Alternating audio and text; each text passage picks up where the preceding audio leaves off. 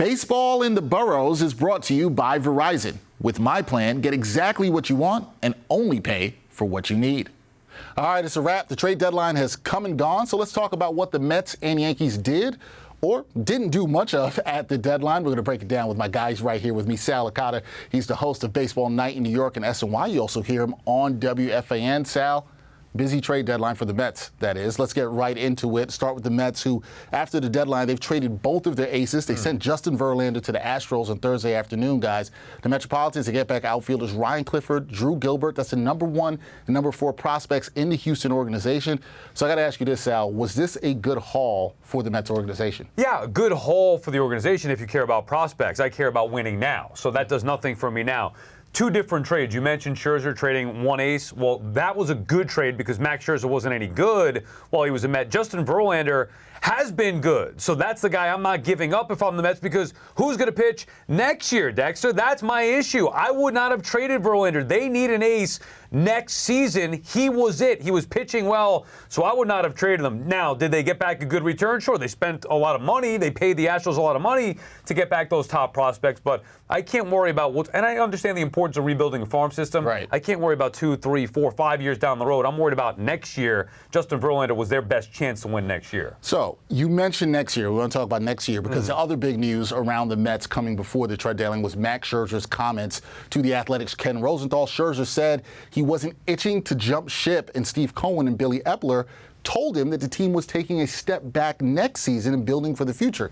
You said you don't care about the future, and Scherzer also said that he was told the team's vision was for 2025 and 2026, more likely 2026. So what do you make of these comments when Epler said that the team wasn't rebuilding? Does this sound like a rebuild to you? It does. It doesn't sound like repurposing. To me, it sounds more like a rebuild. Now, I'm not saying full rebuild as far as they're not going to be somewhat competitive next year. This year, they built a team that was supposed to go out there and compete for the World Series, and they were non-competitive. So they'll be better just by sheer law of averages, maybe even more luck next year. They'll try to make the postseason, but I don't like the sounds of it, because when you build up to the point of 101 wins, World Series expectations, the owner comes in, talking a tough game, spending the most money, there are expectations that are set. You cannot now go back from that. Anything less than building a team that can go out there and compete for a World Series, to me, is not acceptable. And they're not going to build a team that could win the World Series next year. And not doing that seems like they're punting on the next couple of seasons. I wonder if Mets fans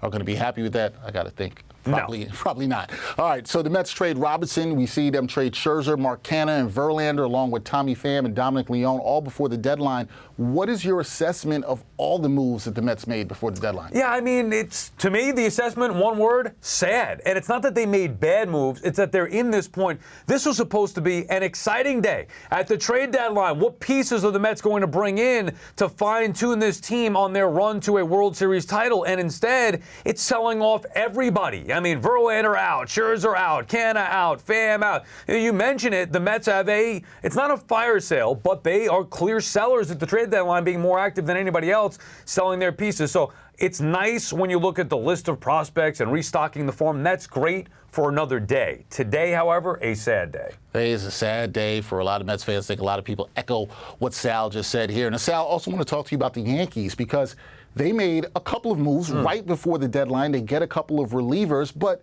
as you know, the problem with the Yankees has been their offense. Did the Yankees do the right thing here in bolstering their bullpen but not addressing their issues on the offensive end? I like that they added to the team, and I don't have a problem with adding a bullpen arm or two, but they needed a bat desperately. Now, who that bat is specifically, you could say, oh, it wasn't out there. Maybe the Yankees waited. I mean, other outfielders were traded to other teams. The Yankees weren't one of them, so they were kind of waiting to see where they're at. And by the way, this problem goes back to the offseason where Brian Cashman did not do enough. He said they needed an outfielder. He knew it. They didn't address it, and now they didn't address it at the deadline either. So I don't have a problem with adding to the bullpen, a clear strength of this team, but the Yankees used to make the big moves. Now they're just getting a bullpen arm. That's not enough to get this team over the hump, and potentially may miss out on the postseason because of it. Right, and the team that you thought might make a push for the postseason, we'll see how that goes from this point. Last thing, going forward from this point, the Mets and Yankees, when you look at them, looks like they might be going in different directions. Do you think the future is bright for both teams moving forward? Who are you optimistic about as we go forward? Well, I don't know what direction the Yankees are going in. Somebody's got to tell me. I have no idea what they're doing. They're half-weighing it. At least the Mets, they made a decision. I don't agree with it, but they made a decision to sell everything off. Now we're going to have to see what they say here and then, more importantly, what they do in the offseason. I don't believe Steve Cohen is not going to go for it to some extent, but there is a direction with the Mets. There does not seem to be a direction with the Yankees, so if I had to pick one, I would side with the Mets. All right, saying that the future is brighter for the Mets. A busy trade deadline for the Mets. They made 6 deals with 6 players off of their 26-man roster over the last 6 days. Pretty active. The Yankees, just a couple of moves. That is Sal Licata. Baseball Night in New York. Check him out as the host of that on SNY. Sal, always good to talk to the baseball. Thank you, Dex. Thank you, man. Appreciate it.